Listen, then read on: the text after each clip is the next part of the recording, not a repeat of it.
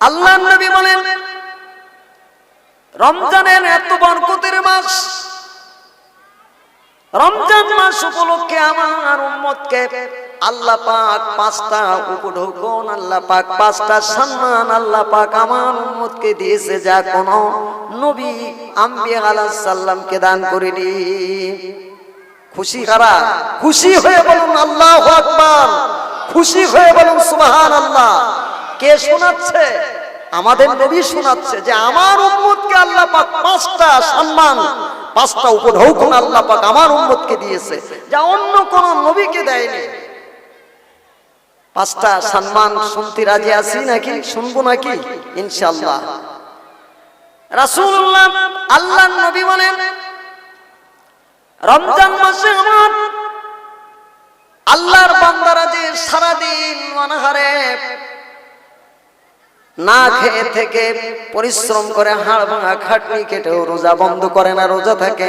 আছে না অনেক শ্রমিক লোক, মেহনতি লোক, জম দিচ্ছে, ঠেলা চালাচ্ছে, রিক্সা চালাচ্ছে, রাজমিস্ত্রি কাজ করছে, রং মিস্ত্রি কাজ করছে, সুতুর মিস্ত্রি কাজ করছে, লোহার কাজ করছে, রোজা আছে।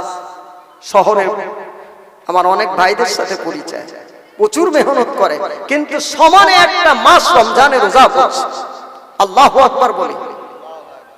আমার ভাইরা, আল্লাহ রাসূল বলেন রোজাদারের যে সারাদিন না খাওয়া এবং পিপাসিত রোজাদার ব্যক্তি চৈত্র মাস কিংবা বৈশাখ জ্যৈষ্ঠের মাস অনেক বড় বেলা রোজাদাররা রোজা আছে, রোজাদার যারা প্রকৃত রোজাদার তাদের কি বৈশাখ কি জ্যৈষ্ঠ কি আষাঢ় কি শ্রাবণ, এর চাইতেও যদি আরো 2 ঘন্টা বেশি আল্লাহ পাক সময় বাড়িয়ে দেয়, ইমানদার রোজাদার লোকেরা কখনো রোজা ভাঙবে না, রোজা ত্যাগ করতে পারবে না। পারবে কি নাকি? এ কি সম্ভব? সেই সবে সাদেক থেকে আর সন্ধ্যায় সূর্য অস্ত পর্যন্ত অনাহারে থাকা, আবার সমানে শ্রমিক মেহনতি কাজ করছে। সুবহানাল্লাহ বলে।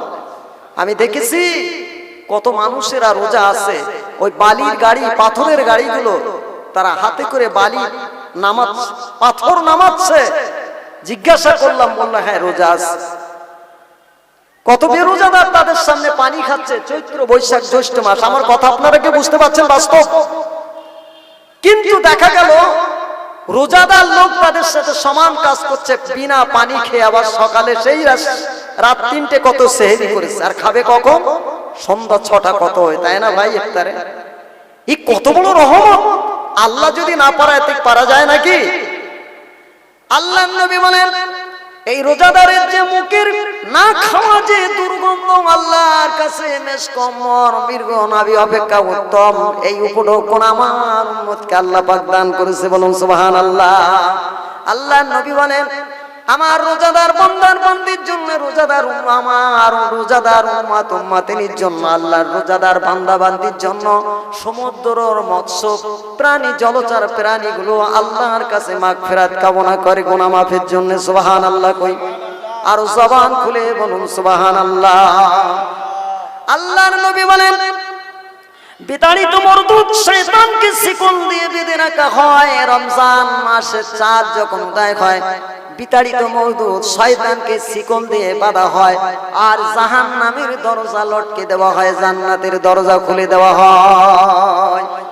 আল্লাহর নবী বলেন রমজান মাসে প্রত্যেক রাত্রে, প্রত্যেক রমজানের রাত্রে জান্নাতকে সুসজ্জিত করা হয়, সাজানো হয় ফুল দিয়া, জান্নাতি ফুল দিয়া, জান্নাতি মিশক আম্বর দিয়া, গোলাপ দিয়া, জান্নাতি গোলাপ দিয়া জান্নাতকে প্রত্যেক রাত্রি সুসজ্জিত করা হয় রমজানের রাত্রে। সুবহানাল্লাহ। আল্লাহ অসংখ্য ফেরেশতা আছে, আল্লাহর হুকুমে তারা সব সময় নিয়োজিত। 1 সেকেন্ড 1 মুহূর্ত আল্লাহর হুকুমের তারা খেলাফ করে না। আমার ভাইরা, সেই সমস্ত রোজাদার ব্যক্তিরা যখন তাদের জন্য আল্লাহ পাক এর রহমতের পক্ষে থেকে আল্লাহর রহম যখন সন্ধ্যা বেলায় তাদের সামনে যখন ইফতার এসে যায়, আল্লাহর নবী বলেন ওই রোজাদারের মুখে যদি কেউ একটি খোরমা তার সামনে দান করে, খোরমা দেয়, কিংবা এক গ্লাস মিষ্টি পানি শরবত, কিংবা এক গ্লাস খালি পানি রোজাদার বান্দাকে খাওয়ায়, আল্লাহ নবী বলেন তার আমল নামায় একটা রোজা সওয়াব লিখে দেওয়া হয়। ওই ব্যক্তি একটা রোজা সওয়াবের মালিকানা হয়ে যায়।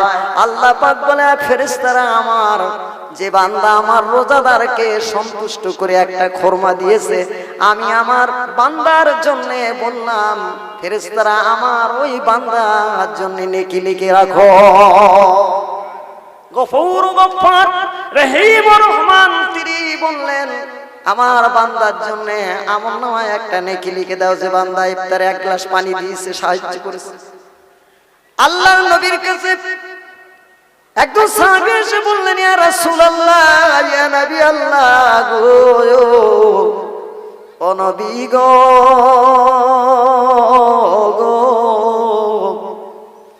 সারাদিন কষ্ট করে রোজা রাখলাম, পরিশ্রম করলাম, ইয়া রাসূলুল্লাহ যে ব্যক্তি আমাদের ইফতারি খানা খাওয়ালো কিংবা খোরমা দিল, ইফতার দিল, আমাদের রোজা সওয়াব কি ওই ব্যক্তির নামে আমলে চলে যাবে নাকি?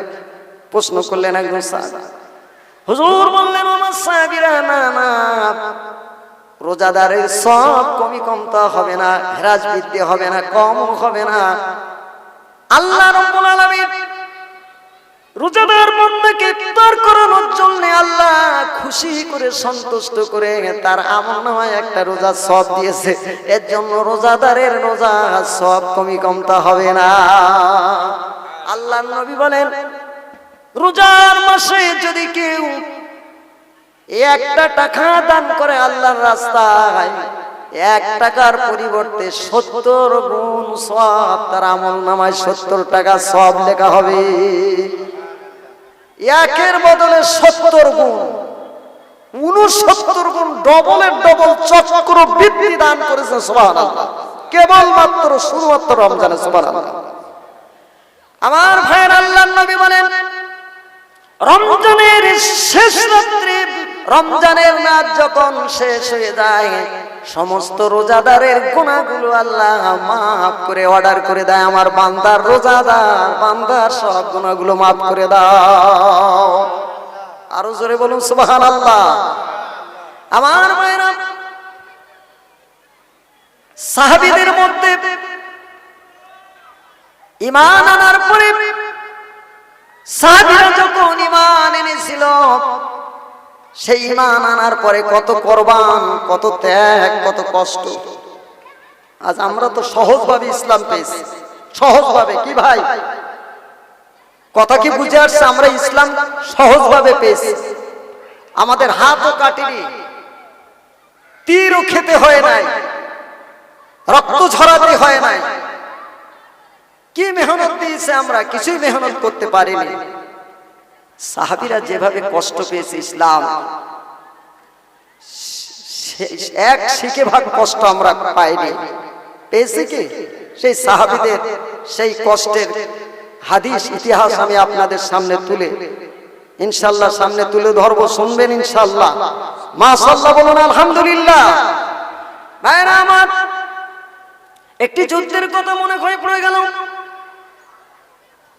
তাবুকের যুদ্ধে, এই মুতার যুদ্ধে বিশ্ব নবী সাল্লাল্লাহু আলাইহি সাল্লাম প্রত্যেক বছরে বিভিন্ন রাজা বাদশাদের কাছে আল্লাহর নবী দাওয়াতনামা পাঠাতেন, সাহাবীদের পাঠাতেন, ইসলামিক দূত পাঠাতেন, চিঠি লিখে আল্লাহর নবী দাওয়াতনামা পাঠাতেন। পিছনে কি হচ্ছে? বল খেলছে নাকি? এই মাহফিল কর্তৃপক্ষ কারা আছো? কমিটি সাহেবান, জলসার লক্ষ্য করো, পেছনে কারা বল খেলছে? আশ্চর্য ব্যাপার, এটা মেলা নয়, এগুলো শিষ্টাচারের, ভদ্রতার অভাব। লক্ষ্য করো ভাই, কমিটি ভাইরা সরাও, এখানে পিছনে আওয়াজ হচ্ছে, বল খেলছে। ভাইরা আমার, আল্লাহর নবী সাল্লাল্লাহু আলাইহি সাল্লাম মুতার যুদ্ধের সেই ঘটনা আপনার কিনা একজন সাহাবীকে দাওয়াতনামা পাঠালেন। সেই সাহাবীকে ইসলামের শত্রুরা তারা তাকে হত্যা করেছে, শহীদ করে দিয়েছে। সাংবিধানিক নিয়ম কানুনের মধ্যে কোন দেশের দূত হত্যা অবৈধ, কিন্তু সেই সময় রাসূলুল্লাহর সাহাবীকে শহীদ করে দিয়েছেন। রাসূলুল্লাহ সংবাদ পেলেন সাহাবী হত্যা করার জন্য, আল্লাহ রাসূল এত কষ্ট পেলেন। রাসূলুল্লাহ বললেন, সাহাবীরা শোনো শোনো, এর প্রতিবাদ করা হবে। কি প্রতিবাদ করবে? রাসূল পাক সাল্লাল্লাহু আলাইহি সাল্লাম সাহাবীদের বললেন, আমাদের যা আছে তাই নিয়ে ঝাঁপিয়ে পড়ব। সাহাবীরা রাজি হয়ে গেলেন। সঙ্গে সঙ্গে আল্লাহ রাসূল 3000 সাহাবী মুসলমানদেরকে রেডি করলেন। কহাজার মুসলমান? 3000 মুসলমান। ঐতিহাসিক যুদ্ধ। আমি বাস্তব প্রেক্ষাপটে আপনাদের নিদর্শন দেওয়ার জন্য মূল দিকে আমি যাচ্ছি ইনশাআল্লাহ। এরকম বদর, মুতা, খায়বার, ওহদ যুদ্ধ চলছে। ভারত না পৃথিবীর সব জায়গায় চলছে, খন্ড খন্ড যুদ্ধ হচ্ছে।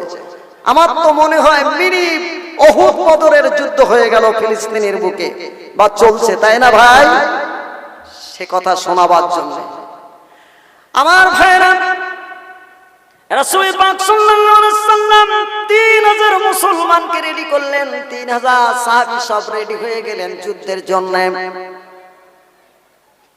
ওদিকে আপনার ইসলামের দুশমন কাফেররা কিন্তু 1 লক্ষ রোমান সৈন্য তারা রেডি করলেন যুদ্ধের জন্য। অস্ত্র এবং বিভিন্ন মালমাত্তা, টাকা পয়সা, রণতরী, যুদ্ধের যা কিছু সাজ সরঞ্জাম নিয়ে 1 লক্ষ সৈন্য যুদ্ধ করবে। 3000 সৈন্য 3000 মুসলমানদের সাথে। কিন্তু মুসলমানদের ঢাল নাই, অস্ত্র নাই, তলোয়ার নাই। কি দিয়ে যুদ্ধ করবে? বাস্তবের ফিলিস্তিনের যুদ্ধের সাথে আমি আপনাদের বাস্তব কিছুটা নিদর্শন দিচ্ছি। সুবহানাল্লাহ। ভাইরা আমার, সেই সময় রোমান সৈন্য সুপার পাওয়ার ক্ষমতা, সেই ক্ষমতা নিয়ে তারা 1 লক্ষ সৈন্য নিয়ে মুতার ময়দানে ঝাঁপিয়ে পড়লেন। সাহাবীরা মুতার প্রান্তরে রোমানবাসীদের সৈন্য দেখে কেউ কেউ হতাশা হয়ে গেল। কারণ মুসলমানদের তো কোনো লাঠি মানে অস্ত্র নেই, শুধু হাতে দাঁড়িয়ে আছে। যুদ্ধ করবে 1 লক্ষ সৈন্যের সাথে 3000। অঙ্ক কষেছেন ভাই, কত লাখে কত হাজারে 1 লক্ষ হয়? কত লাখ কত হাজারে 1 লক্ষ হয়? 100,000-এ 1 লক্ষ, 3000 আর 1 লক্ষ। আলহামদুলিল্লাহ। কি ছিল তাদের তলোয়ারটা? কি ছিল তাদের তলোয়ারটা? কি ছিল? ঈমান ছিল, ঈমানি তলোয়ার। ভাইরা আমার, একজন সাহাবী 3000 সাহাবীদের সামনে দাঁড়িয়ে বললেন, তোমরা হতাশা হচ্ছ কেন? আমরা মুসলমান, কালেমা পড়েছি, ঈমান এনেছি, কালেমার ঝান্ডা ঘাড়ে নিয়েছি। আমরা এক আল্লাহকে ইলাহা বলে মেনে নিয়েছি। আল্লাহ পাক আমাদের সাহায্য করবে। আমরা মুসলমান, আমরা তো সেই জাতি, ভয় করার কোনো কারণ নাই। আমার ভাইরা, হযরতে বিশ্বনবী সাল্লাল্লাহু আলাইহি সাল্লাম এই যুদ্ধে তিনি যাবেন না। এই যুদ্ধে রাসূলুল্লাহ তিনি অংশগ্রহণ করবেন না, কিন্তু যুদ্ধ করবে সাহাবীরা। 3 জন সাহাবীকে আল্লাহ রাসূল সেনাপতির দায়িত্ব ঠিক করে দিচ্ছেন যে তোমরা 3 জন যুদ্ধের সেনাপতির দায়িত্ব পালন করবে। সেনাপতি মানে বোঝেন তো নাকি? আমির, যার নেতৃত্বে যুদ্ধ চলবে ইনশাআল্লাহ, নেতা। যুদ্ধ তো সেনাপতি একজন হলে মিটে যায়, একজন আমির হলে তো মিটে যেত 3000 লোকের মধ্যে, সাহাবীদের মধ্যে, 3000 মুসলমানের মধ্যে। কিন্তু রাসূল 3 জন সেনাপতি নিযুক্ত করলেন। কয়জন সেনাপতি? রাসূল পাক 3 জনের নাম বললেন, আমার সাহাবীরা, যায়েদ তুমি কোথায়? যায়েদ তুমি দাঁড়িয়ে যাও। হযরতে যায়েদ রাদিয়াল্লাহু তাআলা আনহু রাসূলুল্লাহর সামনে দাঁড়িয়ে গিয়ে বললেন, লাব্বাইক আল্লাহুম্মা লাব্বাইক ইয়া রাসূলুল্লাহ, ইয়া রাসূলুল্লাহ, আমি সামনে হাজির। রাসূল বললেন, জাফর বিন আবি তালিব কোথায় তুমি দাঁড়িয়ে যাও সামনে। জাফর বিন আবি তালিব রাসূলুল্লাহর আপন চাচাতো ভাই। রাসূলুল্লাহ বলার সাথে সাথে হযরতে জাফর বিন আবি তালিব রাদিয়াল্লাহু তাআলা রাসূলুল্লাহর সামনে দাঁড়ানো। হুজুর তিনজনের মধ্যে দুইজনের পরে তিনজনের নাম বললেন। তার নাম হলো, সাহাবীটার নাম হলো আব্দুল্লাহ বিন রাওহা। আল্লাহর নবী বলেন, এই তিনজন সাহাবী তোমরা দাঁড়িয়ে যাও। তিনজন সাহাবী রাসূলুল্লাহর সামনে দাঁড়িয়ে গেলেন। আল্লাহ রাসূল বললেন, এর মধ্যে প্রথম একজন সেনাপতির দায়িত্ব পালন করবে। তিনি যখন শহীদ হয়ে যাবে তখন পতাকা আরেকজন ধারণ করবে। তিনি যখন শহীদ হয়ে যাবে আরেকজন পতাকা ধারণ করবে। এভাবে তিনজন তোমরা, তোমাদের আমি সেনাপতি নিযুক্ত করলাম। এরপরে তিনজনের পরে যদি প্রয়োজন হয় তোমরা নিজেরাই সেনাপতি ঠিক করে নেবে। আল্লাহ রাসূলের অর্ডার।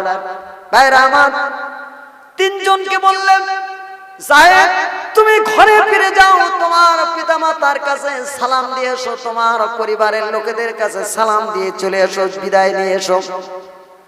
জাফরকে বললেন, আব্দুল্লাহ বিন রাওহাকে বললেন। তিনজন সাহাবী তারা কিন্তু বিদায় নেওয়ার জন্য রেডি হয়েছেন। হযরতে যায়েদ রাসূলুল্লাহর কাছে সামনে দাঁড়িয়ে বললেন, ইয়া রাসূলুল্লাহ, ইয়া নবী আল্লাহ, ইয়া রাসূলুল্লাহ, আমি জাগে দেন। ইয়া রাসূলুল্লাহ, আমার বাপ নাই মা নাই, আমার বাপ নাই মা নাই, কেউ নাই, আমি এতিম। ইয়া রাসূলুল্লাহ, আমার মা আয়েশা রাদিয়াল্লাহু তাআলা আনহা আমার পিতার তো আপনি। ইয়া রাসূলুল্লাহ, ইয়া রাসূলুল্লাহ, যায়েদকে রাসূল পাক সাল্লাল্লাহু লালন পালন করেছে, মানুষ করেছে। যায়েদ বলছে, ইয়া রাসূলুল্লাহ, আমার জামাত তো আর কেউ নাই, কারণ দুনিয়ায় আমার বাপ মা কেউ নেই। ইয়া রাসূলুল্লাহ, আমার মা তো আয়েশা আমি বলে এসেছি। যায়েদ মিটে গেল। হযরতে জাফর রাদিয়াল্লাহু তাআলা রাসূল যে কথা বললেন জানতে পারলেন, আমি তো শহীদ হয়ে যাব, যুদ্ধে শহীদ হয়ে শাহাদাত বরণ করব। যায়েদ মনে করলেন আমিও শাহাদাত বরণ করব। হযরত আব্দুল্লাহ বিন রাওহা সে বুঝতে পারলেন আমিও শহীদ হয়ে যাব, ফিরতে পারবো না। জাফর রাদিয়াল্লাহু তাআলা ঘরে গেলেন। ঘরে যে বিবিকে সালাম দিয়ে বললেন, আমার প্রাণের বিবি গো, এই মুহূর্তে রাসূলুল্লাহ সাল্লাল্লাহু আলাইহি ওয়াসাল্লাম মুতার যুদ্ধের এই যুদ্ধে 1 লক্ষ রোমান সৈন্যের সাথে আমাদের যুদ্ধ করতে হবে, 3000 সৈন্য। তার মধ্যে 3 জন সেনাপতি, আমাকে 2 নম্বর সেনাপতি আল্লাহ রাসূল নির্বাচন করে দিয়েছে। আমি শুধু কেবলমাত্র তোমাকে আমি বিদায়ের জন্য সালাম দিতে আসলাম। ওগো আমার প্রাণের স্ত্রী গো, ও আমার প্রাণের বিবি গো, আমি যদি তোমার কথা কাজে কোনো কষ্ট পেয়ে থাকো পরিবার জীবনে, সংসার জীবনে, আমি স্বামী হিসেবে আমি জাফর তোমার কাছে মাফি চাইছি, জীবনের মতো তুমি আমাকে মাফ করে দিও। আমার প্রাণের বিবি গো, আমার যে সন্তান বাচ্চা আছে, ছেলে আছে, মেয়ে আছে, বাচ্চাগুলোকে আমি জাফর আমি যে পথের পথিক হয়েছি সেই পথে আমার বাচ্চাগুলোকে পরিচালিত করো। আল্লাহর রাসূল আমাকে যুদ্ধের সেনাপতি করেছে, আমি আল্লাহর রাস্তায় জিহাদে চলে যাচ্ছি, আমার জন্য দোয়া করো, কিয়ামতের দিন শাহাদাত বরণ করলে হাসরে দেখা হবে, আমার আর আশা করো না। জাফরের স্ত্রী দোয়া করলেন, রব্বুল আলামিন আমার স্বামীকে মুতার যুদ্ধে আমার স্বামী যেন যুদ্ধ করে ফিরে গাজী হয়ে ফিরে আসতে পারে। আল্লাহ এই দোয়া করলেন জাফরের স্ত্রী। জাফর বললেন, স্ত্রী গো, আমার প্রাণের বিবি গো, তুমি আমার জন্য ওই দোয়া করো না, কারণ বিশ্ব নবী আমাকে যায়েদের পরে দ্বিতীয় নাম আমাকে বলেছে, দ্বিতীয় নাম লিখেছি আমি জাফর, আমি শাহাদাত বরণ করব, এটা আমার মনে হচ্ছে, কারণ নিশ্চয়ই আমরা সবাই শাহাদাত বরণ করব, আমার আশা তুমি আর করো না। ঘটনা লম্বা চড়া। আল্লাহ পাক বলেন, তোমাদের জন্য মৃত্যুর গোশত খাওয়া হারাম। যে জিনিস, যে পশু মারা গেছে তাকে জবেহ করে তোমরা তার গোশত খেতে পারবে না, তোমাদের জন্য হারাম মৃত্যুর গোশত। এবং যে সমস্ত প্রাণী শিং দিয়ে গুতিয়ে মেরেছে এবং যেসব প্রাণীকে শ্বাস বন্ধ করে আপনার গলা টিপে হত্যা করা হয়েছে, দড়ি দিয়ে গলা চেপে মারা হয়েছে, তার গোশত তোমাদের জন্য হারাম। হারাম না হালাল? ভাই আপনারা কথা বলছেন কারা? একটু এদিকে লক্ষ্য করেন। বলছি আমাদের জন্য মৃত্যুর গোশত খাওয়া কি হালাল না হারাম? কত প্রকারের মৃত্যু আছে? আল্লাহ পাক বলেন যে সমস্ত জন্তু শ্বাসরোধে মৃত্যু হয়েছে, যাদের গলা ফাঁস দিয়ে মারা হয়েছে, সেই প্রাণীর গোশত মুসলমান যারা কালমা পড়েছে তাদের জন্য হারাম। এমন এমন পশু বিশাল পাহাড়ে তারা খাচ্ছিল, রাখাল তাদের চড়াচ্ছিল, সেখান থেকে দুর্ভাগ্য কোনো বেখেয়াল অবস্থায় পশুটা সেখান থেকে পড়ে মারা গেছে, গড়িয়ে গড়িয়ে নিচে মারা গেছে। ওই জন্তু কিন্তু জবেহ করে মুসলমানদের জন্য সে গোশত হারাম করে দেওয়া হয়েছে। বলুন সুবহানাল্লাহ। এই গোশত বলো হারাম, হালাল না বলো? খাবে না এই মুসলমানরা, এটা সংবিধান। আর যে সব প্রাণী হিংস্র পশু খেয়েছে কিংবা কিছু বাকি আছে, সে সব প্রাণী তোমাদের জন্য হারাম। তোমাদের জন্য হারাম রক্ত, মাংস, শুকরের রক্ত, শুকরের হাড় হাড্ডি, এসবগুলো তোমাদের জন্য হারাম। এবং যে সব পশু তোমরা আল্লাহর নাম নিয়ে জবেহ করেছো, পবিত্র খানাতে ওযু অবস্থায় আল্লাহর নাম নিয়ে জবেহ করেছো, তা ব্যতীত আর যেসব প্রাণী নুসুব নামে, দেবদেবীর নামে, দেবদেবী সৃষ্টির এমন এমন দেবদেবী, সেই সমস্ত দেবদেবীর কাছে সেই সব পশুগুলো রেখে তাকে জবেহ করা হয়েছে। আল্লাহ পাক বলেন এই সমস্ত গোশত ঈমান আনার পরে কালেমা পড়া মুসলমানদের জন্য হারাম। আর যে গোশত, যে পশু আল্লাহর নামে জবাহ করা হয়েছে, আল্লাহর নামে উৎসর্গকৃত পশু, তার গোশত কি? কথা বলেন, হালাল। তোমাদের জন্য হারাম লটারি, তোমাদের জন্য হারাম জুয়া, তোমাদের জন্য হারাম সুদ, তোমাদের জন্য হারাম মদ, তোমাদের জন্য ব্যভিচার হারাম, তোমাদের জন্য সব হারাম, সব হারাম। এই আয়াতের শেষে বলা হয়েছে, এই আয়াতের শেষে বলা হয়েছে আল-ইয়াউমা আকমালতু লাকুম দীনাকুম ওয়া আতমামতু আলাইকুম নি'মাতি ওয়া রাদিতু লাকুমুল ইসলাম দীনান। আমার আল্লাহ পাক বলেন আজ তোমাদের জন্য ইসলামকে পরিপূর্ণ করে দিলাম, মুকাম্মাল করে দিলাম, কমপ্লিট করে দিলাম। যা কিছু প্রয়োজন মানব জাতির জন্য, যা কিছু ইহলৌকিক এবং পরলৌকিক যা কিছু প্রয়োজন আমি আল্লাহ সব কিছু কমপ্লিট করে দিলাম। আপনারা বুঝছেন নাকি? কোরআনুল কারীম এমন একটা কিতাব, এমন একটা কিতাব, আল্লাহর নবী বলেন যদি কেউ কোরআন শরীফের একটি হরফ এবং একটি আয়াত ব্যাখ্যা সহ পড়ে, এই ব্যাখ্যা কেউ শোনে, আল্লাহর নবী বলেন কোরআন শরীফের একটি আয়াতের শব্দ কিংবা একটি হরফ যদি তেলাওয়াত করা হয়, সেই তেলাওয়াতকৃত ব্যক্তির তার আমলনামায় 500 নফল নামাজের সব তার আমলনামায় লেখা হয়। সুবহানাল্লাহ বলবো না? জোরে চিল্লে বলুন না সুবহানাল্লাহ। আচ্ছা সুবহানাল্লাহ বললে কে খুশি হয় বলেন তো? কে খুশি হয়? আল্লাহ খুশি হয়। তা আল্লাহকে খুশি করতে পারবো তো আমরা নাকি? সুবহানাল্লাহ বলি, জোরে বলুন সুবহানাল্লাহ, হাত তুলুন, আলহামদুলিল্লাহ হাত নামান। সবে শুরু করছি, তাফসীর আকারের আলোচনা করব, আপনারা শুনলে ইনশাআল্লাহ রাজি আছেন তো নাকি? সবে শুরু। আল্লাহ পাক বলেন আজ তোমাদের জন্য ইসলামকে মুকাম্মাল করে দিলাম, কমপ্লিট করে দিলাম। যা মানব জাতির জন্য, মানুষের জন্য যা কিছু প্রয়োজন, আমি সব কিছু আইন সংবিধান যা কিছু মানব জাতির জন্য এহলৌকিক এবং পারলৌকিক সব কিছু আমি কমপ্লিট করে দিলাম।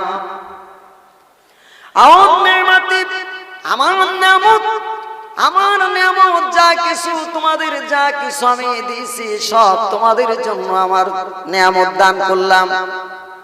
এখন যদি নিয়ামতের আলোচনা করা হয়, একটা নিয়ামতের যদি আলোচনা করা হয় কিয়ামত লেগে যাবে, তো আল্লাহর নিয়ামতের কথা শেষ হবে না। লাইন শাকারতুম লা ইয়াজিদান্নাকুম ওয়া লাইন কাফারতুম ইল্লা আযাবি লাশাদীদ। পড়েন আপনারা আমার সাথে, লাইন শাকারতুম লা ইয়াজিদান্নাকুম ওয়া লাইন কাফারতুম ইল্লা আযাবি লাশাদীদ। জোরে চিল্লে বলুন আল্লাহু আকবার। আল্লাহকে খুশি সহ একবার বলুন আল্লাহু আকবার। আল্লাহ পাক বলেন যে আমার শুকর করলো, আমার নিয়ামতের শুকরিয়া আদায় করলো, তার আমি রুজি যা ছিল আরো বাড়িয়ে দেব। আমি তার রুজিতে বেশি বেশি করে বরকত দেব। আর আমার নিয়ামতে যে নাশুকরি করলো, তার রুজি কেটে নেব এবং তার সে মস্ত বড় বিপদের মধ্যে এবং জাহান্নামী হবে। লাইন শাকারতুম লা ইয়াজিদান্নাকুম ওয়া লাইন কাফারতুম ইল্লা আযাবি লাশাদীদ। সুবহানাল্লাহ বলে আল্লাহ পাক বলেন আমার নিয়ামত তোমাদের উপরে দান করলাম। ওয়ারাদিতু লাকুমুল ইসলাম দীনান। আল্লাহ পাক বলেন আমি তোমাদের জন্য ইসলামকে আমি পছন্দ করলাম ধর্ম হিসাবে। আমি আল্লাহ, আমার কাছে পছন্দ হলো ইসলাম ধর্ম হিসাবে। বলুন সুবহানাল্লাহ। পৃথিবীতে যত ধর্ম আছে প্রায় 4500-এর বেশি ধর্ম আছে। আল্লাহ পাক বলেন কেবলমাত্র একমাত্র আমার পছন্দ ইসলাম। কোরআনুল কারীম আল্লাহ ঘোষণা করেছেন অন্নিমাতি ওয়ারাদিতু লাকুমুল ইসলাম দীনান। আমার কাছে একমাত্র কেবলমাত্র ইসলাম পছন্দ, আমার পছন্দ। এখন আল্লাহর পছন্দ যদি হয়, সবচেয়ে তো শ্রেষ্ঠ তো নাকি সেই ধর্ম। পৃথিবীর বুকে সবচেয়ে তো সৌভাগ্য জাতি কারা? কথা বলুন। আল্লাহু আকবার। আমি কি গোরস্থানে কবরস্থানে ওয়াজ করছি নাকি?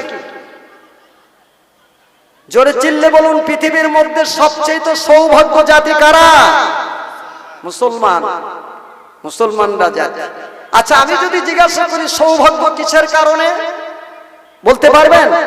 কি কারণে সৌভাগ্য হলো?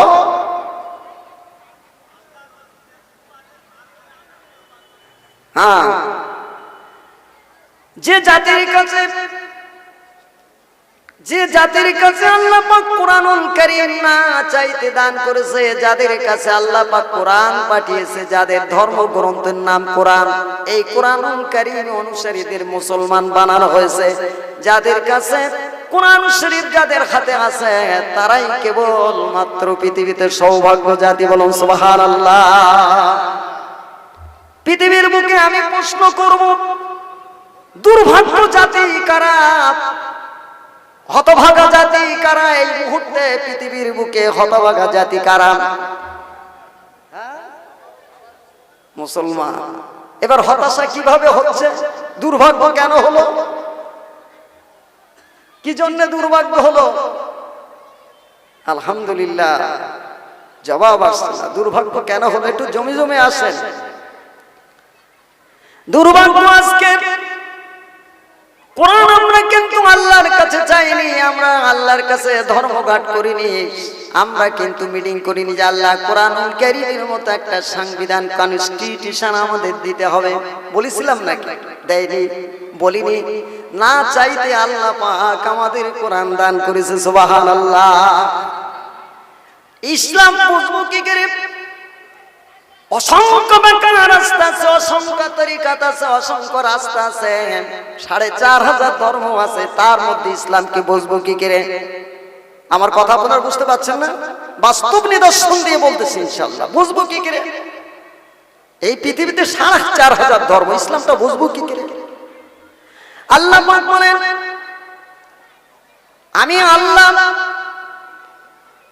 একাত্মবাদ তাওহীদ রিসালাতে আমার তাওহীদকে বোঝার জন্য, একত্ববাদ আইনদাতা বিধানদাতা শাসনকর্তা বোঝার জন্য আল্লাহ পাক বলেন আমি নবী পাঠিয়েছি, রাসূলকে পাঠিয়েছি, যুগে যুগে রাসূল পাঠিয়েছি, যাতে করে তোমরা বিপদগামী না হও, বেকার রাস্তায় না চলে যাও, যাতে তোমরা হতাশা না হও। কথা বুঝে আসছে? একটা না দুটো নয়, যুগে যুগে নবী পাঠিয়েছি, প্রত্যেক গোত্রের মধ্যে আমি নবী পাঠিয়েছি, রাসূল পাঠিয়েছি, প্রত্যেক কওমের মধ্যে আমি নবী পাঠিয়েছি। বুঝতে পারছেন? কওমের মধ্যে, যাতে আপনি বলতে পারেন আল্লাহ আমাদের বংশের মধ্যে তো কোনো নবী আসেনি। কি ভাই বুঝতে পারছেন? প্রত্যেক গোত্র ওয়াইজ নবী পাঠিয়েছি। নবী পাঠিয়ে আল্লাহ পাক ক্ষান্ত হয়নি। নবী পাঠানোর উপরে সব নবীদের কাছে একখানা সংবিধান আল্লাহ পাক পাঠিয়েছেন। কোন নবী বলেনি আমার আনুগত্য করো, আমার ইত্তেবা করো, আমার কথা শোনো, কোন নবী বলেনি। সব নবীরা বলেছেন আমার জাতির লোকেরা, আমার কওমের লোকেরা, আমার গোত্রের লোকেরা এক আল্লাহর আনুগত্য করো, তিনি ছাড়া আল্লাহ জমিনে কোনো ইলাহা নাই, আইনদাতা নাই, বিধানদাতা নাই, শাসনকর্তা নাই, সেই আল্লাহর আনুগত্য করা লাগবে। সব নবীরা এক কথা বলেছেন। ঠিক বলছি নাকি? কথা বলবেন না। আল্লাহ পাক বলেন যেখানে কোরআনের আলোচনা হয় সে জায়গায় তোমরা ধীর স্থির ভাবে আদবের সাথে, পবিত্র সাথে তোমরা জমে জমে বসো। হয়তো তোমাদের জন্য এই মাহফিল বা জলসাই মজমা তোমাদের জন্য নাজাতের জারিয়া হয়ে যেতে পারে। বলুন সুবহানাল্লাহ। আর চিল্লে বলুন সুবহানাল্লাহ। আমার ভাইরা, কোরআনকে আপনি প্রশ্ন করেন, কোরআন এই পৃথিবীতে নাজিল খবর তোমার কি কারণ, কি কারণে তুমি নাজিল হয়েছো? পৃথিবীতে আসা তোমার দরকার কি, কি কারণে তুমি নাজিল হয়েছো? কোরআনকে আপনি প্রশ্ন করেন। আপনি আমাকে প্রশ্ন করতে পারেন বা আপনার আমি প্রশ্ন করতে, আপনার বাড়ি কোথায়, ঠিকানা কোথায়, অ্যাড্রেস আপনি বলে দিতে পারবেন? পারবো তো নাকি? ও ভাই বুঝতে পারছেন না? আপনার ঠিকানা আমি যদি জিজ্ঞাসা করি তা আপনি বলবেন তো? আমি বলবো তো। কোরআনকে আপনি প্রশ্ন করুন, কোরআন আপনি এই পৃথিবীতে কি জন্য এসেছেন? কোরআন তোমার এই পৃথিবীতে আসার কারণটা কি, কি উদ্দেশ্য এসেছ? এমন একটা জিন্দা কিতাব, এমন একটা কিতাব যে কিতাব কথা বলে। কোরআন বলতেছে বাল্লুহু আকুরুক, যে কোরআন বলতেছে লিতুখরিজান নাসা মিনাজ যুলুমাতি ইলান নূর, আলিফ লাম রা, কিতাবুন আনজালনাহু ইলাইকা লিতুখরিজান নাসা মিনাজ যুলুমাতি ইলান নূর। সুবহানাল্লাহ বলেন। কোরআন বলতেছে আমি কোরআন পৃথিবীতে আসার, অবতীর্ণ হবার, নাজিল হবার আমার একমাত্র উদ্দেশ্য, আমার একমাত্র কারণ গোটা পৃথিবীর মানব জাতি, গোটা বিশ্বের মানব জাতিকে অন্ধকারচ্ছন্ন থেকে, অন্ধকার থেকে আলোর দিশা দেওয়ার জন্য আমি কোরআন লাউহে মাহফুজ থেকে আমি অবতীর্ণ হয়েছি। বলুন সুবহানাল্লাহ। কোরআন কি বলছে? আসার উদ্দেশ্য এটাই, গোটা বিশ্ব মানবতাকে, গোটা মানব জাতিকে, মানব মণ্ডলীকে অন্ধকারচ্ছন্ন থেকে আলোর দিশা দেওয়ার জন্য আমি কোরআন এসেছি। তাহলে আমরা অন্ধকারের মধ্যে ডুবে আছি নাকি? কোরআন তো বলছে কি ভাই? আমার কথা বুঝতে পারছেন নাকি? দুর্ভাগ্য জাতি, আমি যেখানে দেখেছি না যেই হয় নির্যাস কোরআন হাদিসের, সেখানে কিন্তু আস্তে আস্তে লোক ফাঁকা হয়ে যায়। আর যাদেরকে আল্লাহ পছন্দ করেছে সে লোকগুলো কিন্তু ঝড় বাতাস হলেও নড়ে না। সুবহানাল্লাহ। আমরা কারা চলে যাব একটু হাত তুলবো, চলে যাব নাকি না শুনবো? ইনশাআল্লাহ শোনার জন্য হাত তুলি ইনশাআল্লাহ। ইনশাআল্লাহ বলুন, ইনশাআল্লাহ বলুন। কোরআনকে প্রশ্ন করুন, হে কোরআন তুমি কোন মাসে নাজিল হয়েছো? নাজিল হবার আগে কোরআন তুমি কোথায় ছিলেন? কোরআনকে প্রশ্ন করুন। ধরেন কোরআনকে বলেন যে কোরআন পৃথিবীতে আসার আগে তুমি কোথায় ছিলে? কোরআন বলছে বাল হুয়া কুরআনুম মাজিদুন ফি লাউহিম মাহফুজ। আমি কোরআন পৃথিবীতে আসার আগে, এই পৃথিবীতে আসার আগে, অবতীর্ণ হবার আগে আমি কোরআন লাউহে মাহফুজ ছিলাম। ওখান থেকে আমি আল্লাহ পাকের হুকুমে, আমি আল্লাহ পাকের হুকুম নিয়ে আমি কোরআন পৃথিবীতে নাজিল হয়েছে, আমি পৃথিবীতে এসেছি। কোরআনকে প্রশ্ন করুন, কোরআন তুমি কার উপরে নাজিল হয়েছো, কার উপরে অবতীর্ণ হয়েছো? একটু দরুদ শরীফ পড়ি না। আল্লাহুম্মা সাল্লি আলা সাইয়্যিদিনা মাওলানা মুহাম্মদ। জোরে সবাই বলুন, মোহাম্মদ দিয়ে পড়ুন। ওয়া আলা আলি সাইয়্যিদিনা। মাসাহার বানু কান্দিয়া কয় আইরে জয়নাল বাবু আই কোলে,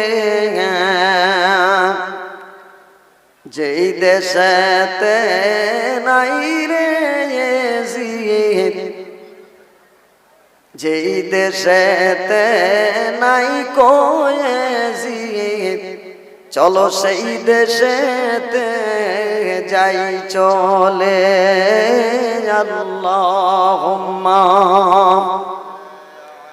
একটু নিকটে আসেন, আমার অনুরোধ আপনারা কথা বলবেন না, তাহলে কথা বললে আমার বক্তার জলসা করা খুব কষ্ট হয়ে যায়। এটা কথা বলার মজমা নয়। নিশ্চয়ই এই মাহফিল আমার আপনার জন্য নাজাত হতে পারে। এই মাহফিলে একমাত্র দুশমন কে বলতে পারেন?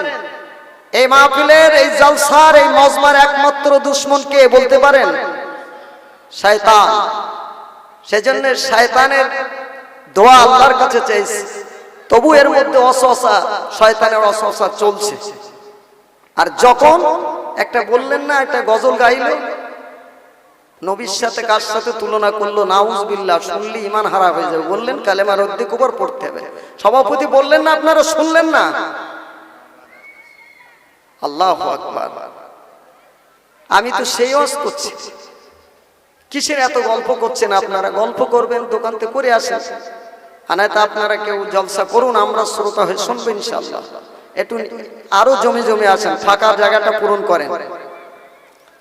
কোরআনকে প্রশ্ন করুন, কোরআন আপনি, হে কোরআন তুমি কার উপরে নাজিল হয়েছো? কোরআনকে প্রশ্ন করা হচ্ছে, কোরআন তুমি কার উপরে নাজিল হয়েছো? কোরআন বলছে কি ভাই, আমার কথার উত্তর দেবে। কোরআনকে প্রশ্ন করা হচ্ছে, কোরআন তুমি কার উপরে অবতীর্ণ হয়েছো, নাজিল হয়েছো কার উপরে? কোরআন উত্তর দেবে তো নাকি? উত্তর দিয়েছে। কোরআনুল কারীম আল্লাহ পাক বলেন ওয়ামিনু বিমা নুজিলা আলা মুহাম্মাদ। সুবহানাল্লাহ বলেন। ওয়ামিনু বিমা নুজিলা আলা মুহাম্মাদ। এটা কি আরবি কথা? তো কোরআন এর বাংলা কি অনুবাদ শুনতে রাজি আছেন তো নাকি? বলবো তো নাকি? কোরআন বলছে আমি নাজিল হয়েছে যার উপরে অবতীর্ণ হয়েছি, তিনি হলেন আমাদের নবী, বিশ্ব নবী সাইয়্যিদুল মুরসালিন জনাবে মুহাম্মাদুর রাসূলুল্লাহ সাল্লাল্লাহু আলাইহি ওয়াসাল্লামের উপরে অবতীর্ণ হয়েছে। কোরআন বলছে ওয়া আমিনু বিমা নুজিলা আলা মুহাম্মাদ। আমি অবতীর্ণ হয়েছে মুহাম্মদ সাল্লাল্লাহু আলাইহি ওয়াসাল্লামের উপরে। কোরআনকে প্রশ্ন করুন, কোরআন কোন মাসে তুমি নাজিল হয়েছ, কোন মাসে তুমি এই পৃথিবীতে এসেছ। কোরআন বলছে শাহরুর রমাদানাল্লাযী উনজিলা ফীহিল কুরআন ওয়া হুদাল লিন-নাসি ওয়া বায়্যিনাতিম মিনাল ফুরকান। চললে বলুন আল্লাহু আকবার। আরো জোরে আল্লাহকে খুশি করে বলুন আল্লাহু আকবার। কোরআন বলছে আমি রমজানের মাস, পবিত্র মাহে রমজান শরীফের মাসে আমি পৃথিবীতে এসেছি। রমজানের মাসে আমার পৃথিবীতে আসার আগমনের মাস হলো রমজানের মাস। আমি রমজান মাসে এসেছি। আমাদের সামনে কি মাস? কোরআন কারীমে আল্লাহ বলেন ইয়া আইয়ুহাল্লাযীনা আমানু কুতিবা আলাইকুমুস সিয়ামু কামা কুতিবা আলাল্লাযীনা মিন ক্বাবলিকুম লাআল্লাকুম তাত্তাকুন।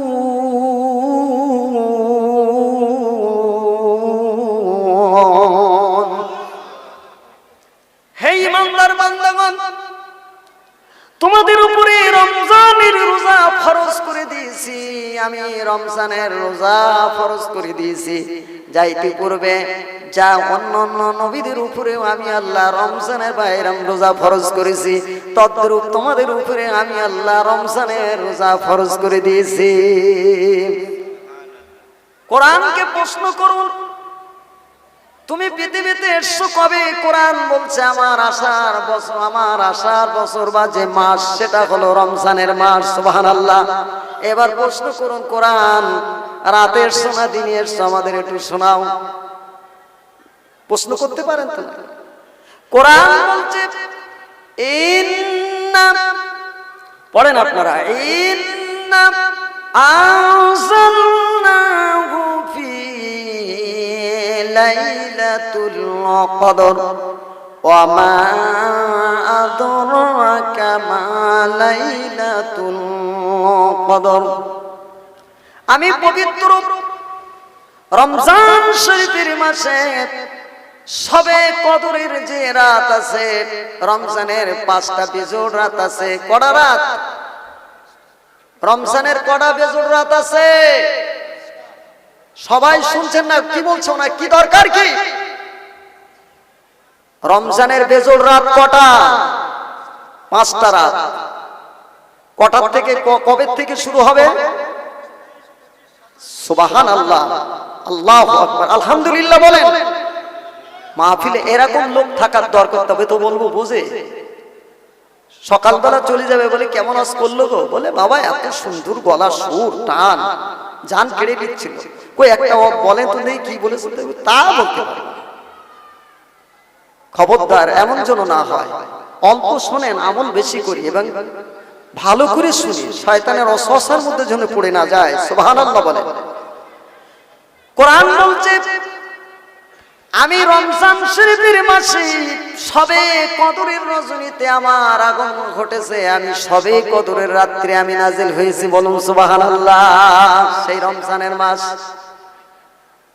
আম্মা জান আয়েশা রাদিয়াল্লাহু তাআলা আনহা বলেন রমজানের চাঁদ যখন উদিত হতো, রমজানের চাঁদ যখন আকাশে উঠত, আমার নবী, বিশ্ব নবী জানাবে মুহাম্মাদুর রাসূলুল্লাহ সাল্লাল্লাহু আলাইহি ওয়াসাল্লাম, বিশ্ব নবী তিনি রাতের ঘুম, আয়েশ, নিদ্রা, শয্যা তিনি ত্যাগ করতেন। তিনি আর বিশ্রাম করতেন না, নিদ্রা যেতেন না।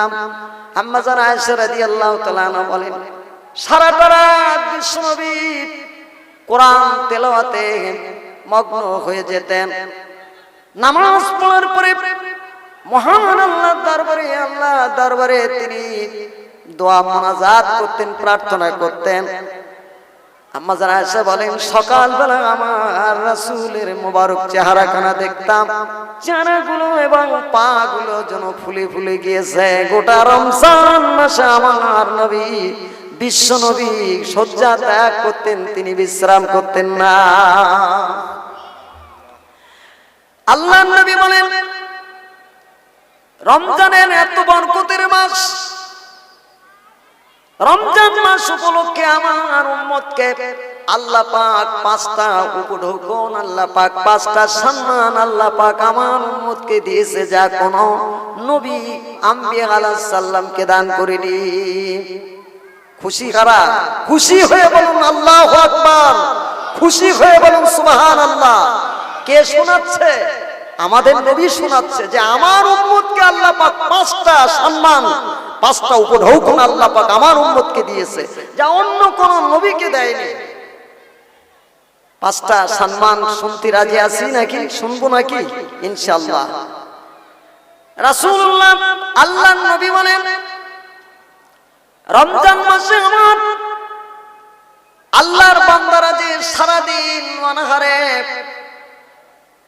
না খেয়ে থেকে পরিশ্রম করে হাড় ভাঙা খাটনি কেটেও রোজা বন্ধ করে না, রোজা থাকে। আছে না অনেক শ্রমিক লোক, মেহনতি লোক, জম দিচ্ছে, ঠেলা চালাচ্ছে, রিক্সা চালাচ্ছে, রাজমিস্ত্রি কাজ করছে, রং মিস্ত্রি কাজ করছে, সুতুর মিস্ত্রি কাজ করছে, লোহার কাজ করছে, রোজা আছে।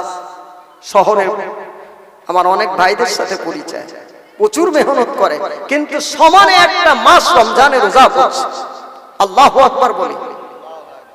আমার ভাইরা, আল্লাহ রাসূল বলেন রোজাদারের যে সারাদিন না খাওয়া এবং পিপাসিত রোজাদার ব্যক্তি চৈত্র মাস কিংবা বৈশাখ জ্যৈষ্ঠের মাস অনেক বড় বেলা রোজাদাররা রোজা আছে, রোজাদার যারা প্রকৃত রোজাদার তাদের কি বৈশাখ কি জ্যৈষ্ঠ কি আষাঢ় কি শ্রাবণ, এর চাইতেও যদি আরো 2 ঘন্টা বেশি আল্লাহ পাক সময় বাড়িয়ে দেয়, ইমানদার রোজাদার লোকেরা কখনো রোজা ভাঙবে না, রোজা ত্যাগ করতে পারবে না। পারবে কি নাকি? এ কি সম্ভব? সেই সবে সাদেক থেকে আর সন্ধ্যায় সূর্য অস্ত পর্যন্ত অনাহারে থাকা, আবার সমানে শ্রমিক মেহনতি কাজ করছে। সুবহানাল্লাহ বলেন।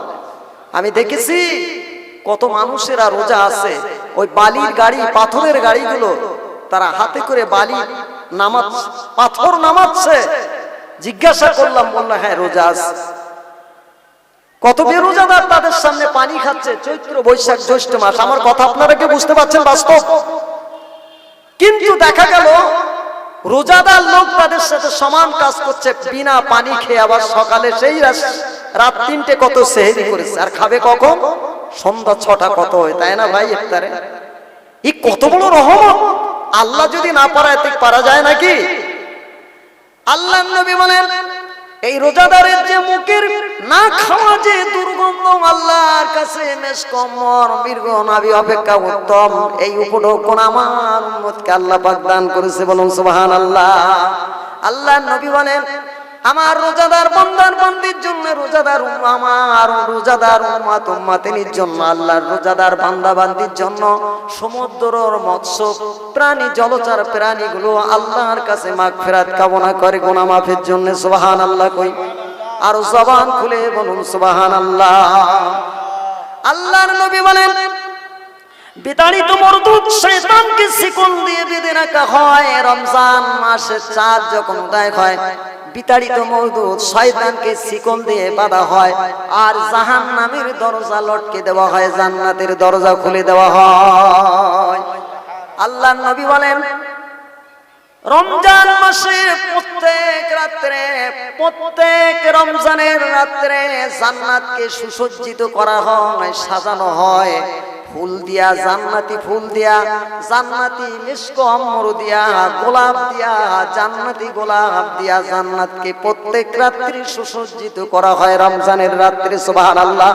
আল্লাহর অসংখ্য ফেরেশতা আছে, আল্লাহর হুকুমে তারা সব সময় নিয়োজিত। 1 সেকেন্ড 1 মুহূর্ত আল্লাহর হুকুমের তারা খেলাফ করে না।